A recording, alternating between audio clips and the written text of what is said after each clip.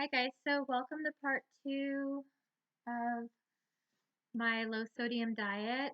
Yeah, it looks a little different. I'm wearing my shirt and the lighting's different. Actually, I thought that my last video I was done, so I started putting everything away, put my shirt on because it gets cold in the apartment, so I wear these are like my around the apartment pajamas. It has little feet on it and stuff.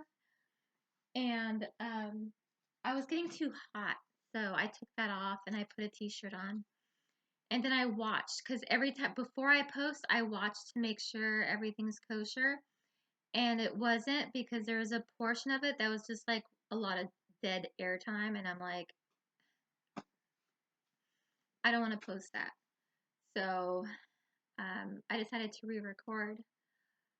So basically, this section, I'm going to go on to everything else condiments, cooking, beverages, restaurants, all that stuff. And now, when it came to salt, one of my favorite snacks I love is I like to take fresh oranges or fresh oranges, tangerines, stuff like that. Cut them into pieces and then sprinkle salt on it. Like I love it. And so, that doesn't exactly help with my sodium levels. So I started looking online on for um I started looking online for salt that had less sodium, and there were salts that have less sodium than table salt. I heard that pink Himalayan salt is supposed to be lower in sodium. So I'm like, okay, let's try that. But what I did is I went out and bought it without actually doing the research, and I found out that whereas a teaspoon of table salt is 2,365 milligrams per teaspoon, pink Himalayan salt is 2,100 and some odd milligrams. And I'm like, that doesn't make a huge difference, okay? And so I'm like, okay, we're gonna have to go in another direction. So I started looking up seasonings, no salt seasonings, salt substitutes, things like that, things I could use. I did find that Morton's, the brand that makes table salt, also makes a salt substitute. And I was like, okay, I think I've had salt substitute before and it tastes like salt. It tastes a little tiny bit different, but it still tastes like salt. So I looked at, okay, well, how much sodium does it have? None. Like zero, like none. I'm like, oh, that's convenient. I can have my salty oranges now, right? Um, but when it comes to other things, there are certain things I like plain salt on, and certain things I like the spice, I like the herbs, I like the flavor, not just the salt, the flavor. So I love, well, up until recently, up until I decided to adopt the Japanese diet, what I would do is I would get these big pieces of either London broil, tri-tip.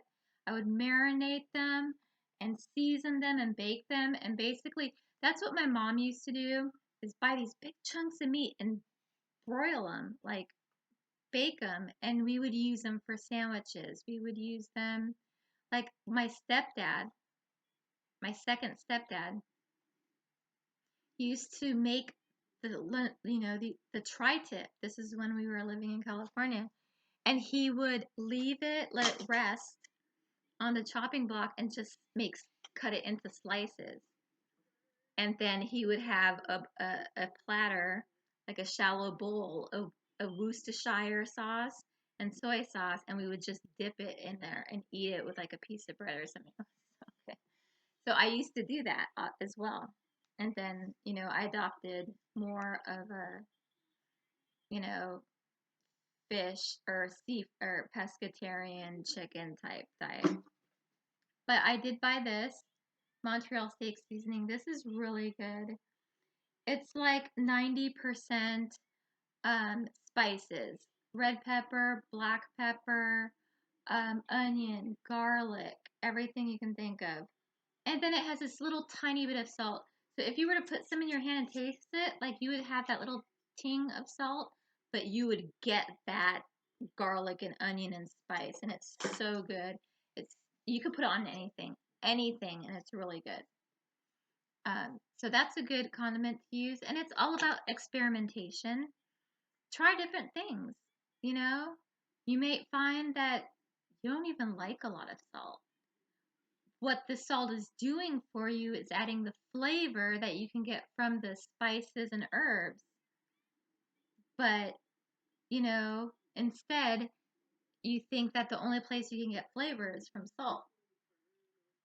Mm. So I have some basic condiments here that I wanted to show you that, let you know what the sodium level is and what you can do. So for me, of course, I adopted a Japanese diet. Thank you, my love. And obviously, well, like I said, obviously I adopted a Japanese diet. Soy sauce, there's potential for high sodium issues. Well, I love soy sauce. Like, I do love soy sauce. And I love to mix wasabi in it because I love wasabi. Now, this soy sauce I have, it's Kroger brand, Chinese inspired. I don't like it. I think it's gross. I'm spoiled when it comes to soy sauce. I like Kikkoman. Now, Kikkoman has a low sodium version that I'm going to get, but I like Kikkoman. Like this soy sauce right here, it has 1,340 milligrams per tablespoon. Um, that's a lot, but it's soy sauce. It's salty. It's supposed to be, right? What I usually do when it comes to soy sauce, let's say, let's say I'm home because I make my own California rolls. I make my own steamed rice, onigiri, things like that. What I typically do is I'll get a little cup like this. See how it like bends? And I'll put soy sauce and wasabi and I'll mix it up. And then I'll just take it and drizzle it. Especially when it comes to sushi, like I don't make my own raw fish sushi because I don't know how to cut raw fish for sushi. There's a Japanese store close by I go to get my sushi. So when I have sashimi or nigiri, I just see, well, with sashimi, it's just fish. There's no rice. And then nigiri, that's just a piece of fish on top of the rice, which is um, it's pretty, you know, typical. And what I do is I will take my soy sauce, and I will just drizzle a little bit over the fish and eat it. Because what the soy sauce really does is flavor the fish, not the rice. I've seen people just dunk their rice and just let it sop up the soy sauce, and that's not what it's for. Not only are you upping your sodium intake, but it's salty. You want to taste that fresh, amazing fish. When it comes to rolls, what I usually do is like I'll take it like the rolls, they come in like 8 pieces or 6 pieces depending on the size of the roll. I'll flip the roll like rolls like this. I'll flip it on its side like this, and then I'll take this and I'll drizzle a little bit over it and eat it because that roll already has some kind of sauce or some kind of something, right? And so you don't want to put too much soy sauce on it. You just want to give it a little flavor, maybe give it a little heat from the wasabi, and that's it. So anyway, yeah. So when it comes to soy sauce, just remember you don't have to drown your, whether it's your rice, your sushi. your whatever. You don't have to drown it in soy sauce. It's just a flavor enhancer, you know? Um, ooh. Next, I have ranch.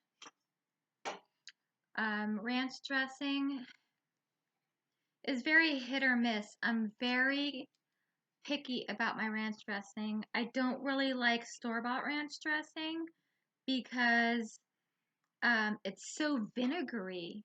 What I usually do is I'll buy like the powder in the packages and mix it with some sour cream and buttermilk, or um, I'll just make my own. It's not hard to make.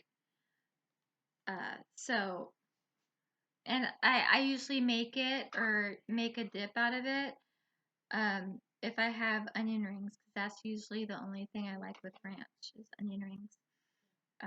So this has, it's 2 tablespoons, that is a serving, and sodium is 210 milligrams.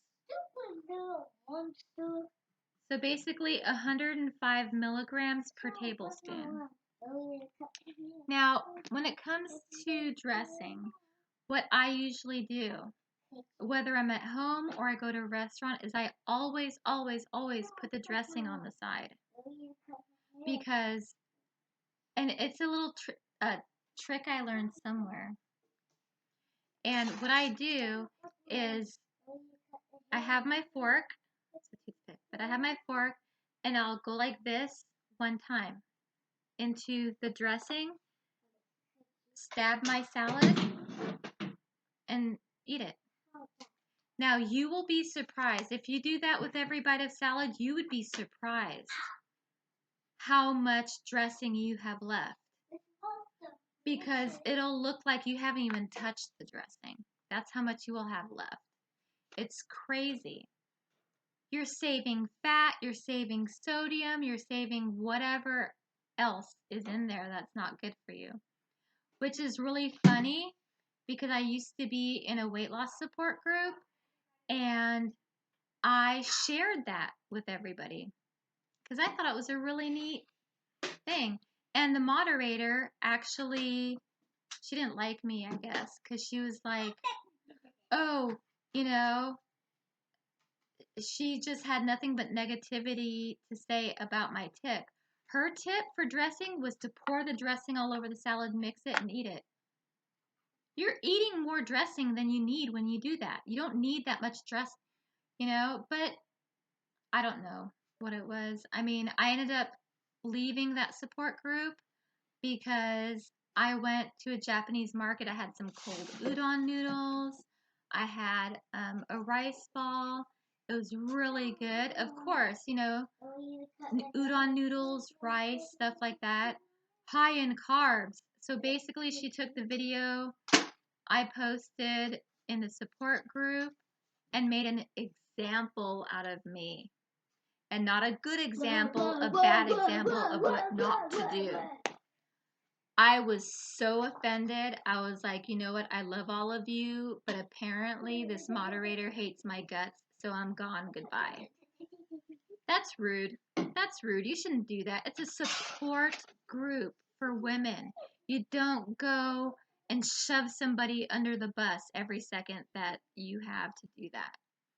That was horrible. But anyway, it's a really good tip for when you're eating salad. You're not drowning your salad in salad dressing and you're getting that taste of the dressing.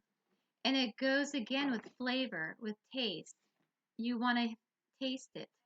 You don't want to drown in it. You want to taste it. So next condiment, ketchup. This is just great value ketchup. So this, for every tablespoon of this, it's 160 milligrams, so not a whole lot. A lot of people say, oh, ketchup's so high in sugar, it's so high in sugar. It's higher in sodium than it is in sugar, just saying. So, again, just what I think is a good plan, start with the serving size. tablespoon. Put a tablespoon in there, you know, um, and use it. You need more, put another tablespoon. You know, it's better to need more than to have, put too much and then feel like you have to finish it, You don't need a whole lot. Like, yeah, with ketchup, I like ketchup on my French fries. But, I can put a tablespoon or even 2 tablespoons in a container and just dip my fries in it, and you'll find out that you don't need nearly as much as you've been eating. You really don't. Next, of course, is mustard. I love mustard. My dad side of the family was born in Poland. They grew up in Germany during the war. I grew up with German food, bratwurst, sauerkraut, uh, stone ground mustard. Oh my gosh, I love German food so much. But it's all I think about is like beef and uh gravy, and it's just like, to me, I just see like fat. But I do cook German food sometimes, but I do make sure that I cook it on a low sodium level. So mustard. I like mustard. I like to mix mustard and ketchup together. That's really good. Um, Serving size, teaspoon. That's not a very big serving size. A teaspoon. Now, sodium is 60 milligrams per teaspoon. So, you love mustard? Go ham on the mustard. It's okay. It's mustard. Mayo. Um, 1 tablespoon of mayo is 70 milligrams. So you can get, when it comes to stuff like this, okay, 1 tablespoon is 70 milligrams. All you have to do is divide 2,000 by the amount of milligrams in the serving size to find out exactly how much you can have during a day. Of course, you're not going to eat 2,000 milligrams of mayo because that's just gross. At least it is to me. But it kind of gives you a window. It kind of gives you an idea. Okay, I can have this much mayo. Do I want like a quarter cup of mayo? Oh, I can make an allowance for a quarter cup. That's not a big deal. Um, so yeah, it's just, like I said, there's a lot of measuring and calculating and numbers and this and that. But after a while, it'll just become second nature, and you'll know. You'll just be able to look at something and say, oh, that has this much sodium in it, and know whether you can eat it or not. So I'm looking at the time, it's 18 minutes, but I'm just going to keep going. I'm almost done. I'm not going to make a part 3 for like 2 minutes because honestly, I don't want to say I hate making videos. It's just, it's tedious for me. And I get, because of my medications, I get dry mouth, and talking so much makes my mouth really dry. And I'm just like, I just want to lay down, you know? Um, so anyway, next part, cooking. Cook. If there's one thing you can do for yourself in your life is learn to cook. Learn to boil water. Learn to cook eggs, you know? If you don't have the money for cooking classes, go on YouTube. That's where I learned a bunch of my recipes that I make. I went on YouTube. Um, and I watched them. You watch, and you can send them questions and all of that stuff. It's easy. It's not hard, and it's not scary. Because what I do is I still have a husband and a son. My 6-year-old doesn't eat anything. So I still have a husband and son who love my cooking. But what I do is when I cook for the house, I cook like I'm cooking for me. Low sodium, no salt. Because my reasoning is, hey, if it's not salty enough for them, we have, I don't know how many of these. Enjoy your salt. Add your salt. I'm not, because you can add salt, but I can't take out salt, So it's just easier for me to serve it unsalted and then be able to add however much they want than to serve it the way they like it and me be like, I can't eat it. It has too much sodium. And of course, beverages, like I said, read the labels. Even if it's water, read the label. And remember to document how much sodium you take. Gotta read the label. Even if you think, oh, that doesn't have sodium, you don't know. Gotta read the label. Restaurants. This doesn't mean you can't ever go out ever. You can. Every restaurant has or should have nutrition facts.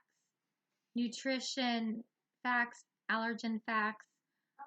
There are some restaurants. I believe they passed a law that if you have more than a certain amount of restaurants, you have to have it. But if you have less than that, you don't have to have it. Well, what I do is if I know I'm going somewhere specific, like let's say I know I'm going to Red Lobster for dinner, I will go online, look at their nutrition facts, and order, like write down my order. You know what I mean? That way, when I get to the restaurant, I'll know what I'm ordering. That way, when I get to the restaurant, I could ask for their nutrition menu. I can ask for their whatever, and if they like, oh, we don't have one, or oh, I'll have my paper knowing exactly what I'm ordering. And you can basically get it anywhere. Now, if you go to a place and they're like, oh, we don't have nutrition facts, sus, okay? But order something that you don't really think will have much sodium. I mean, if you have something you shouldn't have, then you have something you shouldn't have, and you start over the next day. It's whatever. But I know there are people out there who are like, oh, I don't want to be that person. Sometimes, like I said, you got to do things you don't want to do. And that includes being that person and asking for that information because it's your health. You need to make sure your health is being taken care of. They don't care about your health, but you have to care about your health. And if that means saying, "Excuse me, can I have a nutrition menu?" then do it. And if they give you all of the, the faces and the attitude and the then go to the manager and say, "Look, I'm on a special diet. I have this condition. All I want is a nutrition menu. If you want to complain about that person, go ahead. I don't care." But the manager especially should be like, "Oh yeah, of course, whatever we can do to accommodate you, we will." So that's basically my take on a low sodium diet and what you should do and how to maneuver it, and things like that. So it's coming up on 25 minutes here and I'm tired. I think my husband texted me. I don't want him to have a connection because I didn't answer. So if you have any comments, questions, concerns, testimonials, tips, hacks, whatever it is, please post them below. This is for everyone and anyone who wants to keep track of their sodium and, make themselves a little bit healthier. So to my subscribers, thank you for sticking around, listening to me ramble like a crazy person. I don't know when the next video is. I'm sure I'm going to pop up with one here in the next couple weeks or so. But it's Sunday. Have a great week. Remember to take care of your health, take care of your sodium, and listen to your doctor. Okay. Have a great week. Bye. Bye.